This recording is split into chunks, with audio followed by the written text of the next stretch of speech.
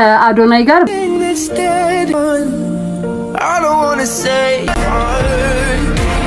ሰው ስትሆን ትናንት የመጣህበትን አትረሳ። አይሆንልኝም ያልከው ነገር ሆኖ ስታገኘው ደግሞ እንደዚህ በእንባ አምላክህን ታመሰግናለህ። አንተ የልጅ አዋቂ የምር ከቃል በላይ ነህ። ሺዎች የሚመኙትን ጥቂቶች ደግሞ የሚታደሉትን ጥቂቶቹ ደግሞ አንዱ አንተ ሆነህ የወጣትነት ጊዜህን በዚህ መንገድ እያለፍክ ነህ። ያንተ ኩያቶች አንዳንዱ በትምህርት ላይ ናቸው፣ አንዳንዶቹ ደግሞ አልባሌ ቦታ ላይ ሆነዋል።